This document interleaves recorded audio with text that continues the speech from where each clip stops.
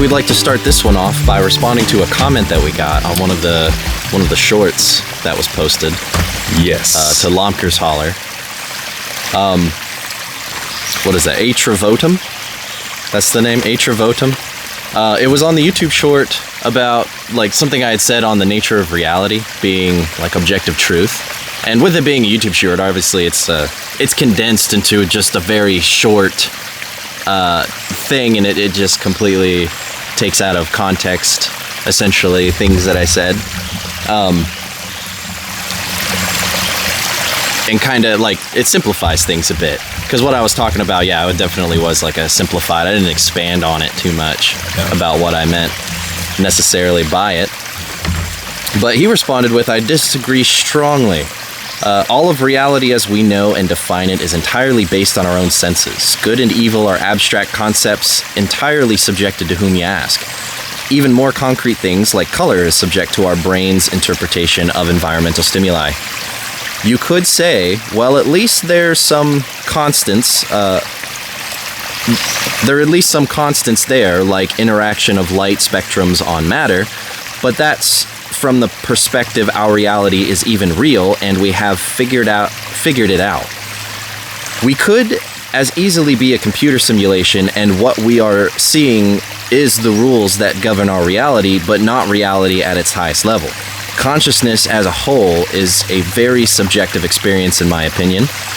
While we agree on some common principles, let's not pretend like that then makes them absolute truth." So I don't believe we're in a computer simulation, and reality probably sets itself up to maybe look like a computer simulation, but I don't think that's exactly what it is. But as far as good and evil are abstract concepts entirely subjective to whom you ask, I really don't believe that that's true. And I believe that was true before I even turned to Christ. So, and the reason why is because things are definitely objectively wrong, no matter who does it, to whom, in what society, at what time period. Does not matter. There definitely is some things that we can all agree on there. Yeah. So constants exist outside of our human experience, regardless of our visualizations and interpretations. There is an objective standard that's outside of ourselves, and that is outlined in the Bible. That's why we have to submit ourselves to God's authority, to God's will. And God is the objective standard outside of us, because if it's left up to us, we do some pretty horrific things. Yeah. And we justify it based on our own, and that's like, so we're gonna do horrific things and then justify it to ourselves, and then that suddenly makes it okay. That's not real. That doesn't make it okay. Yeah, there has to be guidelines. So everything, you can kind of look at it as things in nature tend to build complex systems to organize themselves. You can see this in humanity and bacteria, even in atoms, particles, like they organize themselves into specific arrangements, molecules. They do that to create something specific. Otherwise, nothing would exist. But something that you can see in humans that you can't really observe anywhere else is that humans are capable of causing suffering for the sake of suffering. That we're able to deliver pain simply because we want to. We want there to be pain. Yeah. One of the biggest things, because you can say, animals kill each other all the time. Like, of course, well, that is a part of nature. Animals do kill each other. They kill they kill each other in their own. They kill each other outside of their own. Right. But what you see uniquely from humans is that humans will actively destroy themselves. Like a single person will destroy themselves to the core, outside, inside, however, and they will do so because they wanted to. Right. And they get pleasure out of it. Yeah, a lot of times. Yeah. Pleasure out of it. Could be, it's hollow pleasure. I was at the end. When I used to work at Domino's, and I remember I was a manager. I was talking with one of my delivery drivers about this thing, and he had brought up the example, because I had said that, and he had brought up the example of like, he's like, well, dolphins in the wild will like toss around pufferfish to get high. And he was like, that's pretty intense for that pufferfish, but the dolphins are just having fun. Right. And I was like, well, But that's still what I said. You know, a dolphin will not seek out things simply to destroy itself because it wants to. Right. It's not, so that behavior it's exhibiting is not necessarily because it wants to harm itself. It's found that it's an enjoyable thing. Hey, if I do this, this is fun. And I think a lot of the suffering that we put on ourselves is that way for a lot of people anyway. It's not all just like, well, I'm doing this because I know it's going to destroy me and I want it to destroy me. There are those people out there. Yeah, I mean, like, a lot of the time you have people who just eat a lot of sugar and junk food, and they do so willingly, and they're like, oh yeah, I know it's bad for me. Ho, ho, ho. But do they really know it's bad for them? Like, you hear it's bad for you, but do you really understand how bad it is for you and what it's actually doing every time you put something in your mouth that is refined or has... well, I think if humans truly understood, then a lot of them would not do it. But there are a lot of people that genuinely just don't care. Yeah. Well, and we're led to believe that, or we're marketed to anyway, that this is what you want. This is good. Look how pretty this package is. Yeah, buy this, and it tastes good. So it's tough. We're under fire from all directions constantly, and I really believe it's part of an overarching conspiracy against us, you know, because the more divided and beat up we are, the less that we can become aware of what's really going on and not be puppeted anymore.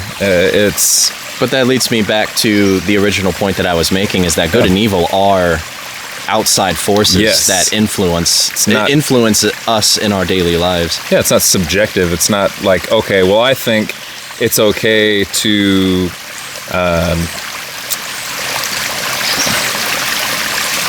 choosing my words carefully here. My initial thought was pretty dark, so it's... I mean, if we want to get graphic, like, just for the sake of argumentation... Yeah.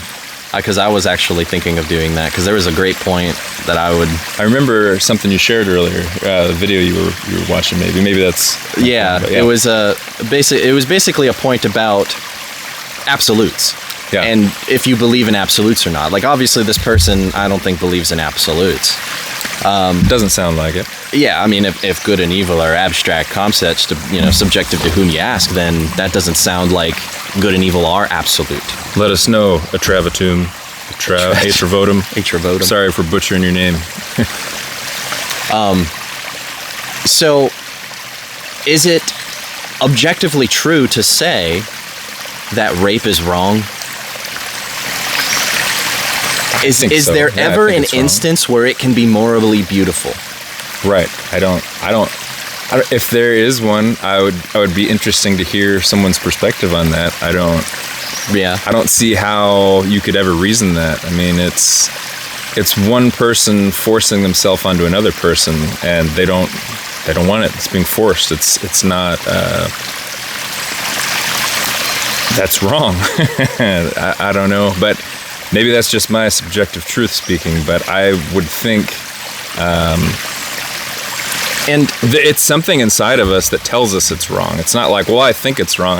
There's a feeling that you get like, ugh, that's wrong. You see that if you saw something like that happening, you'd do something to stop it. Be like, hey, stop. You'd speak up. You'd physically get involved, and that's not something I can control or decide.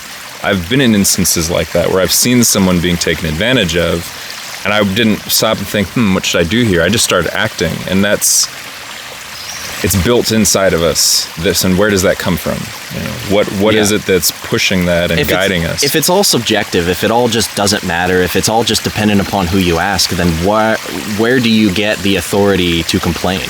Like, where do you get that? Right. Like, if any kind of injustice or transgression is taken upon you, how can you complain about it, and how can it be justified that you're complaining about it? You just have to suck it up and let it happen, because obviously it's good for them. Yeah. It's the same thing You know, like, obviously certain people really do think that they're correct in the evil that they do. Like, you could take the communists in Russia and China, and then also you could talk about Hitler. You know, like, they obviously thought that whatever they were doing was like, the best thing that they could be doing in that moment. Right, and if you think of it as like, well, whatever the consensus is, that's how we determine right and wrong. Well, most people think this is right, or most people think this is wrong.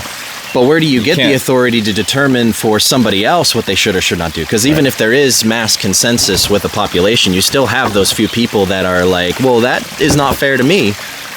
Yeah, somebody feels wrong about it. And I think a lot of people in those circumstances where it's this consensus that something is actually inherently wrong, but they're going along with it because they're afraid of some sort of lashback. Well, I don't want to be labeled as this, or miss out on this, or get this taken away from me. There was a great book about that. I can't remember who wrote it off the top of my head, but the book's called Ordinary Men, which talks about the German population in the 1930s and how, like, Hitler was able to just round up everybody.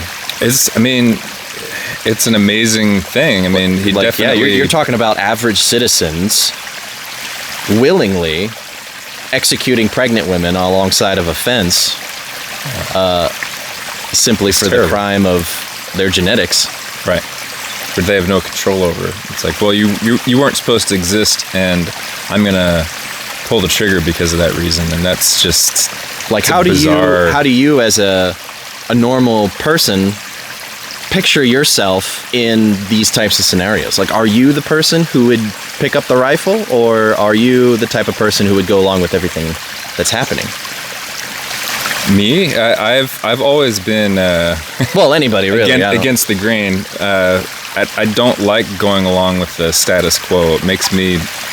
something feels wrong about that. I've always wanted to do my own thing, and I think a lot of people have that inside of them, but they're afraid to be an outcast or a black sheep. I do think a lot of people would say that, though. That they say, like, oh, yeah, I would be the one that's hiding Anne Frank in my attic while all the Nazis were searching the houses and all that type of stuff. But I really do think that if push comes to shove, you would be the 99% that went along with everything else. It's hard. It's easy to just go along with stuff because you don't have to think or do anything different. It's like, well, that's what we're doing now. Okay, let's do that. Like, look at what happened in 2020 and for the 4 years that followed. Like, how many people were forced to do things that they didn't want to do in those circumstances, at risk of losing their jobs with the getting the poke in the arm, wearing these masks and everything. Like, where did all that come from? What was the point of it all? And you could even you could bring up taxes as a thing. Like, Lord. if there was ever, like, if you took our current tax situation back in the day, like, whole wars were fought over this. Yeah. Right? People did not stand for this. Yeah. But yet now they just accept it. Well, income tax originally was established, and they said, oh, it's only going to be for the 1%, and it's only going to be for, a short period of time. It's not something that we're going to implement moving forward. But it's grown exponentially from there. Like, everything's taxed. I saw a recent thing, a breakdown of something. It was like starting with $100, and somebody goes to their barber to get a haircut and pays $100 for it. That barber gets 70 of those dollars, and 30% goes to taxes, or $30 goes to taxes. And then they go out and buy supplies for the shop. Yeah, supplies for the shop, and that person that takes that $70 of those supplies, they end up with $40 or something like that. And it just continues down the line until eventually the government has it all back. And I've heard it compared to theft, because it's taxation. It's constantly. But yeah, the current tax situation, it's not even just income tax, but it's like anytime money exchanges hands or you buy something, like a small piece of that goes off somewhere else. And then by the time you get down to it, like, you only have a fraction, like a very small fraction of what you started off with.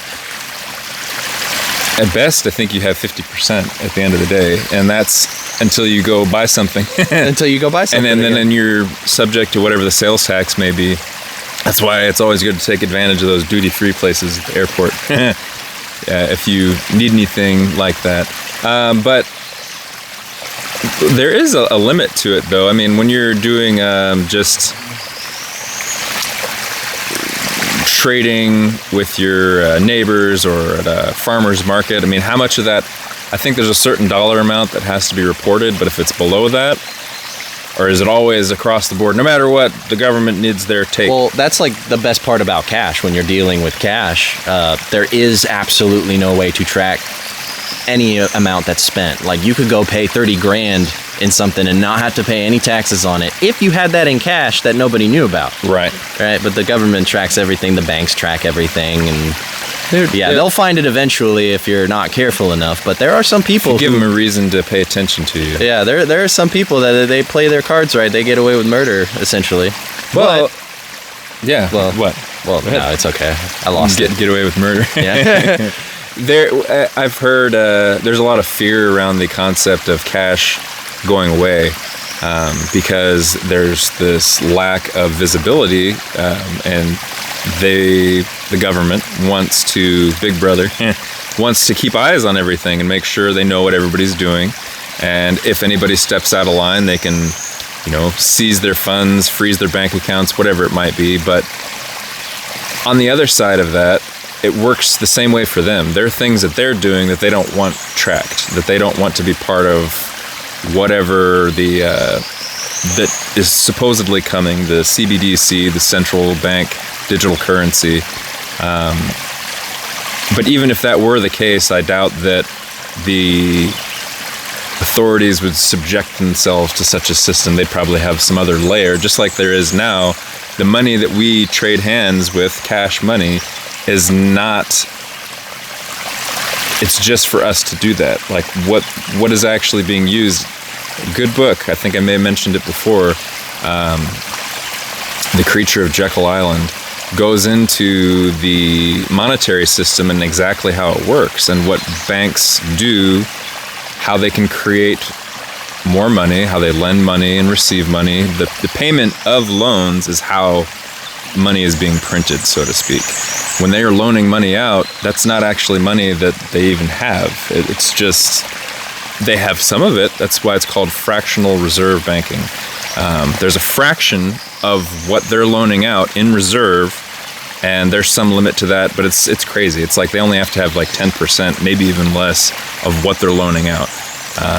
And then it all gets paid back and new money is created. But a layer above that, there's maybe they're Federal Reserve notes. I don't remember the exact terminology, but they are these notes that have value that is established by the Federal Reserve. And there's a variety of layers, and this book really goes into it specifically. So if you're interested in that, definitely recommend reading it. It's a lengthy one and goes into super deep stuff. I haven't finished it yet, but I do audiobooks.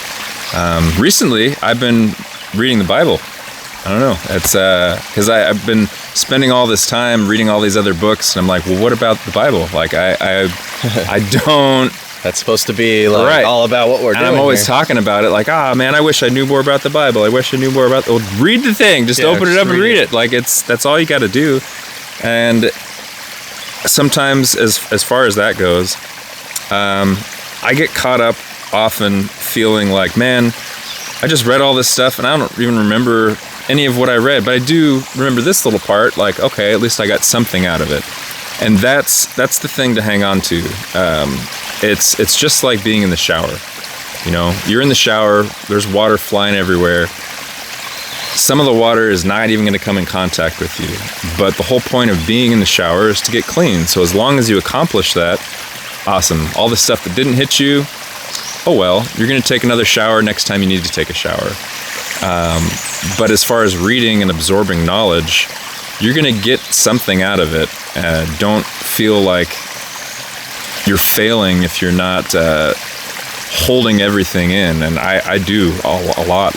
But being intentional with what you're learning and reading. Yeah, and something good, especially with the Bible, before you start, say a prayer and ask to be with help remembering what you need. Like, what do I need out of this? What do I need to see? What do I need in my heart that I'm going to encounter here? And doesn't mean something is going to strike you, you're going to have inspiration, but at least you're opening yourself up to that and being intentional about it. I've been just finished reading through 1st and 2nd Kings. I started 1st Chronicles, and I'm like, man, I like the Book of Kings. Yeah, it's great. It's such, the history there is amazing. And I get bogged down with all this, like the begats that you get into. It's like the first, I don't even know. I think I'm in chapter 9 of 1st Chronicles right now, and it's mostly just talking about the lineage and some cities where people lived. And I'm like, why am I reading this right now? What can I get out of this? What can be gained from this information? But if nothing else, it's just amazing that has been preserved, and it's there that you can actually trace the lineage from Abraham to Jesus, essentially. And it's pretty amazing. And I'm thankful that exists. Yeah, the Bible is a pretty amazing collection. Yeah, it's a library. Yeah, a library. 60-some authors, 60-some books, 40-some authors, written over the course of 2,000 years. It's amazing. And it's all one linear story. Most of these people had never met each other, nor knew that they existed, and then it was compiled, and this... That's something I recently heard about. I have to get the guy's name, but my sister was talking to me about this theologian that did a lot of research into the Bible and how truthful it actually is. And he had all these theories about certain things that had been put in and taken out to essentially brainwash us. So I've been wrestling with that recently. It's like, well, yeah, how can we know that what's in the Bible is actually what's supposed to be in the Bible? What was intentionally put for us to absorb the Word of God? And I don't have the exact answer for that. I've seen some pretty good responses, but at the end of the day, I feel like it's not so much about those words. It's about building that connection and figuring out what you personally think and feel, building your relationship with God. Regardless of all of the fine details of it all, it's why are you alive? What are you trying to accomplish with your life? Are you just self-absorbed and want nothing but to destroy yourself, like we were talking about earlier? Or do you actually care and want to see yourself thrive, and maybe you can help other people thrive as well? And I feel like that's what it's about, using the gifts that we have to honor God, to build His kingdom, and to share that with other people. And if we're doing that, then I feel like that's a pretty fulfilling life. But I have to figure out this guy's name. I really want to research his stuff just to understand. I love exploring counter viewpoints of mine just because it kind of reinforces why I think what I think, or it may open something up so that I can understand why I think what I think. So I feel like it's good to explore, but you got to be careful because a lot of that stuff is designed to pull you down, confuse you, and make you doubt. And that is one of the main tools that the enemy has. The devil's constantly trying to plant little seeds of doubt and misery inside of our minds and our hearts to make us feel or think that, well, this is okay, but it's not for me. There's this angst or something inside of you. And whenever you get those feelings, you got to give it to God. And that's something I'm still struggling with personally. Surrender. Yeah, surrender. That's always been the biggest stumbling block for me because pride is my biggest downfall, and I think for a lot of people, I'm like, I can do this, I'm gonna handle it. Yeah. And I get how often in our own lives do we even for strong believers, do we end up in a situation where we just can't make heads or tails of anything, and we're just so like down on our luck and everything, and we're praying for guidance and a way out essentially, and then Like God provides, gives you a way out, and then you're going around telling everybody, yeah, I just got out of this funk, or I just got out of this situation. Right, Like, I did it. I did it. It's all me. But just completely forgetting that you were crying out to God a minute ago to help. Got to remember to give glory to God, and He's always there. He's always reaching out to us, and we just have to give up and give in. Let go of what your flesh is telling you to do. Listen for His voice. And it's not always going to be clear, but going back to the intentionality, why are you doing what you're doing? What's the point of it all? Yeah. And being intentional is, it's definitely like, we have to learn to trust God. That is one thing, but that doesn't mean we can sit on our hands. It's still, exactly. We still have to be proactive in the things that we're doing. We're all made in His image. At the end of the day, designed to pull order from the chaos. Exactly. And we all have different ways to do that, different gifts that we were blessed with in order to create something out of nothing, essentially. Where somebody else may see nothing, you're like, hey, what about this? And some of our gifts may not be so obvious. And that's something that I feel really called to understand and to help people with, to figure out what their gifts are. Because for me, a lot of what I think are my gifts are very abstract. It's not like something like easy to acknowledge, like somebody who's gifted with painting. You could see that, like, oh, look, they have a huge talent for this. And all of us using those gifts and expounding on them, growing them, that is worship. That is the highest form of worship, in my opinion. And to go back to something we've heard from Pastor David Grimes, and I'm not sure if he came up with this or where it originated, but God does not love us equally. He loves us uniquely.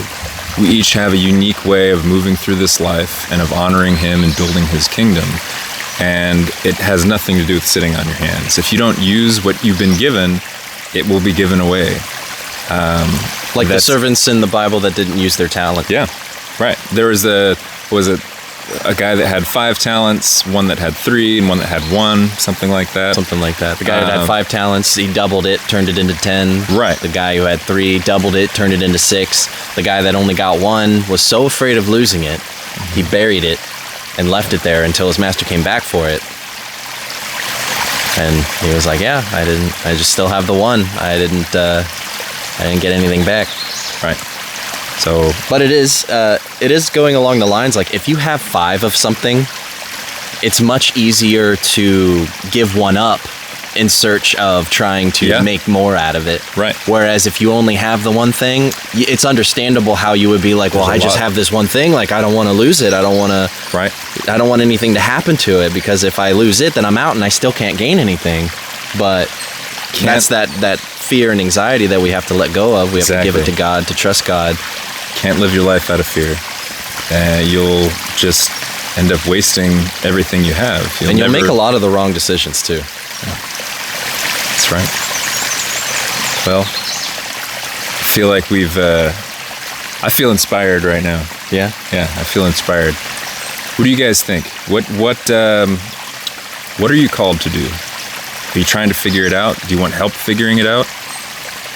I would love to explore that with anybody that's willing to talk about it. I don't know how Jordan feels about it, but I was gonna say, like, keep coming with these comments. Yeah, because I love these. I love to be able to see what people think. I love to be able to see if I can respond to them. It's a challenge to me.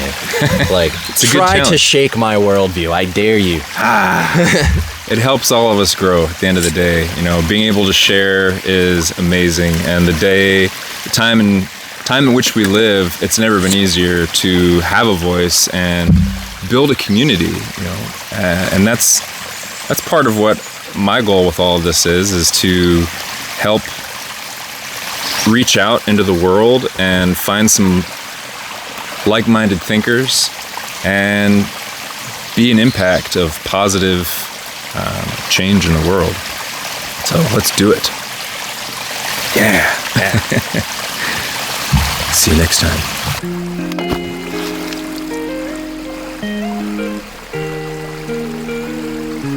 God is good. Yes. Prayer is powerful, and we all have the ability to call on His strength. He is our Father, after all. Thanks, Daddy.